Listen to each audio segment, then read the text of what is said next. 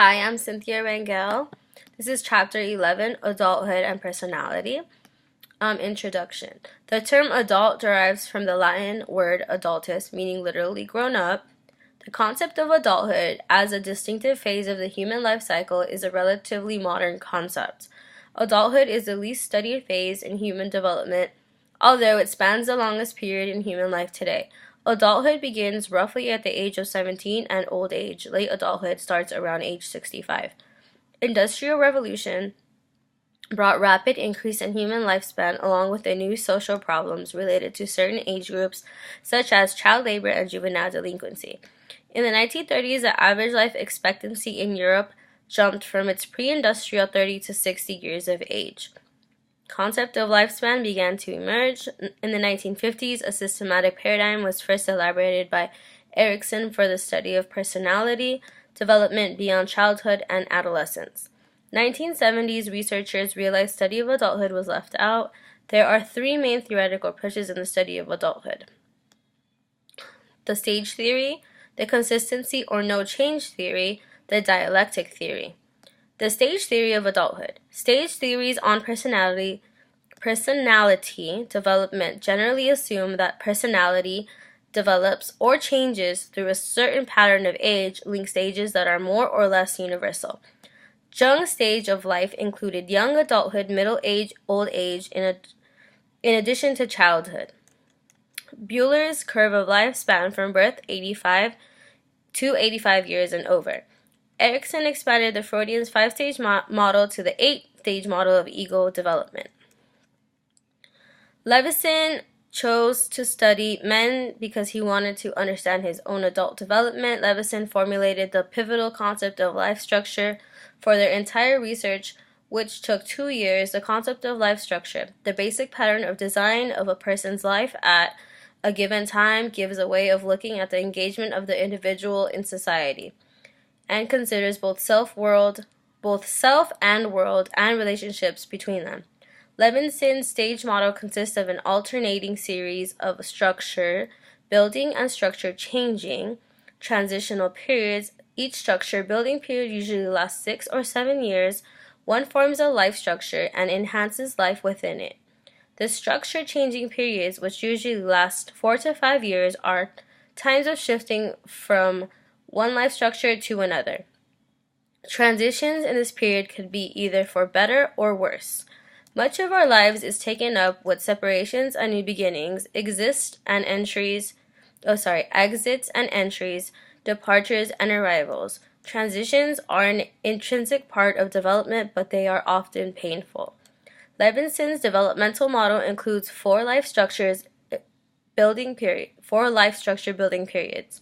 Entering the adult world, age 22 to 28, settling down, age 33 through 40, entering middle adulthood, age 45 through 50, and culmination of middle adulthood, age 55 through 60, and 5 transition periods: early adult transition, age 17 through 22, age 30 transition, age 28 through 33, midlife transition, age 40 to 45, age 50 transition, 50 to 55, and the late adulthood transition, age 60 to 65. Each of these periods has a developmental task. Levinson's adult development is a process of building and rebuilding the individual's life structure by meeting various tasks of age-linked developmental periods. Adult development is sequential and more or less universal. Everyone lives through the same development periods in adulthood, just as in childhood. Though people go through them in their own ways, Levinson's theory is empirically grounded theory and not a demonstrated truth. Gould's theory of transformation in adult life. Gould tracked 125 patients' age-related changes in his study. His study included both questionnaires and tape-recorded statements. Both men and women were included in his study, and age range was very wide. Gould found patients and non-patients of the same age share the same general concerns about living. Universal pattern of age-related changes or transformations in the life concerns and self-awareness among adults. Basic concept of adult development is transformation. Gould defined growth as a transformation is an expansion of self-definition. Gould described the pattern of transformation in 7 phases, corresponding to 7 different age groups. Gould later compressed his 7 phases to a 5-phase transformation process. Each of these phases is characterized by a developmental theme, task, and false assumptions, problems to be overcome. The 5 phases are leaving our parents' world, age 16 to 22, I'm nobody's baby now, age 22 to 28, opening up what's inside, age 28 to 34, midlife decade, age 34 through 45. Beyond midlife, age 45 and over. Age norms and expectations exist in all societies, and they are tied to chronological age. Chronological age per se cannot cause stress, but age-linked normative systems can provide a stressful context for some people. Midlife crisis, myth or reality? Midlife crisis grew out of life stage theories prevalent in the 1970s. Earlier literature tends to convey the negative image of midlife experience, whereas the crisis model claims its empirical basis in the following symptoms. 1. Feelings of ambivalence, urgency, self-doubt, boredom, depression, restlessness, and disillusionment. 2. Drastic behavior changes or problems such as sudden job change, marital problems, extramarital affairs, divorce, alcoholism, suicide, etc. Neo-crisis model views crisis as myth, questions empirical validity of the crisis theory, and that the symptoms are unnecessarily associated with any particular age group. Some scholars stress middle years as peak period of life in which people tend to feel confident and have a sense of power. Empirical validity of either model has not been clearly established. Controversies center around methodology, such as characteristics of sample, class, gender, race, ethnicity, cross-sectional versus longitudinal study, differences between age cohorts, qualitative, in-depth, and interview versus quantitative personality inventory, paper and pencil tests. Crisis model empirical base relies on interview and projective data. The no crisis model draws its empirical evidence from the results of standardized personality inventory tests. Farrell and Rosenberg have the most comprehensive study of using both quantitative and qualitative methods. They compared samples of 300 men entering middle ages 25 to 30. Their analysis was based on gathering standardized skills, attitudes, behavior, physical, and mental health.